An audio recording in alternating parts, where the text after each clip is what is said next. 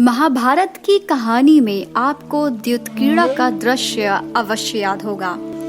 दुशासन के हाथों द्रौपदी को बालों से सभा में घसीट कर ले जाना और भरी सभा में मौजूद भीष्म पितामह, द्रोणाचार्य और विदुर जैसे न्यायकर्ताओं का मूक दर्शक बनकर बैठे रहना, और दूसरी ओर पांडवों का लज्जा से सिर झुकाए रखना।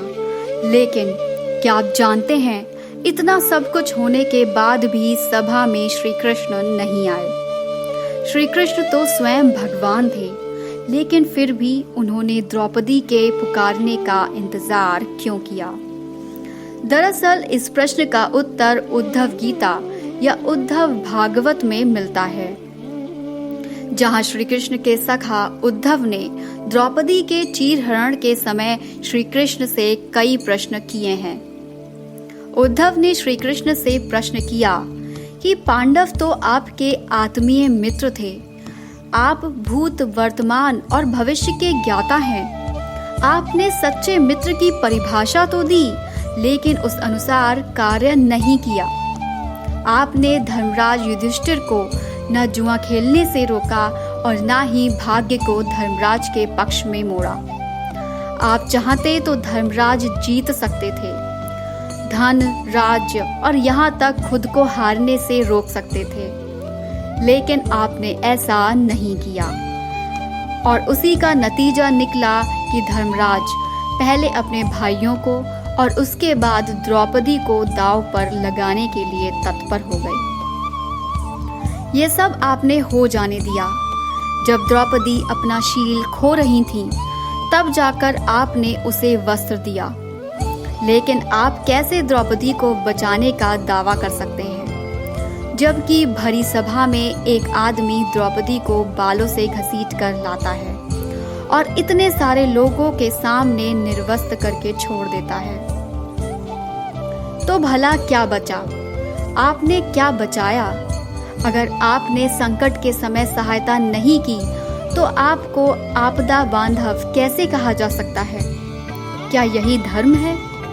ये प्रश्न करते करते उद्धव का गला रूंध गया और वो रोने लगे। उद्धव की बात पर श्री कृष्ण मुस्कुराए और बोले, हे उद्धव, दुर्योधन को पासा खेलना नहीं आता था, इसलिए उसने अपने मामा शकुनी को खेल में शामिल होने का आग्रह किया।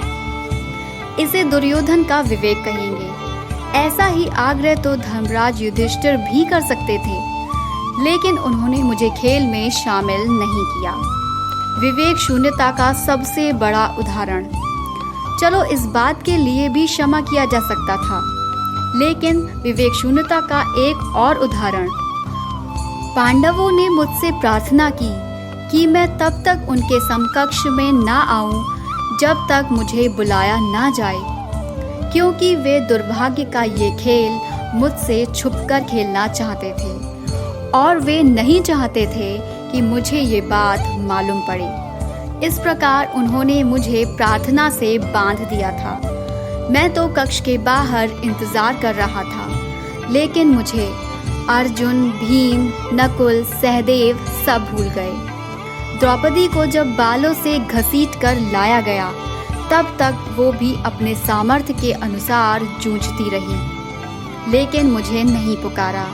किंतु जब उसे निर्वस्त्र करना प्रारंभ किया गया, तब जाकर उसकी बुद्धि जागृत हुई। किंतु जब उसे निर्वस्त्र करना प्रारंभ किया जाने लगा, तब जाकर उसकी बुद्धि जागृत हुई और उसने मुझे पुकारा। तब मैं बिना देर किए पहुंच गया। अब मेरी क्या गलती? कृष्ण की बात पर उद्धव संतुष्ट ना हुए और उन्होंने पुनः प्रश्न किया कि आप केवल बुलाने पर ही आओगे। इस बात पर कृष्ण बोले, हर किसी का जीवन कर्म फल पर संचालित होता है। मैं उसमें कोई हस्तक्षेप नहीं करता, मैं केवल साक्षी रहता हूँ। तुम्हारे करीब रहकर सब देखता हूँ। यही ईश्वर का धर्म है। उल्हाना देते हुए उद्धव बोले, अच्छा, हम पाप करते रहेंगे और फल भुगतते रहेंगे और आप बस देखते रहोगे।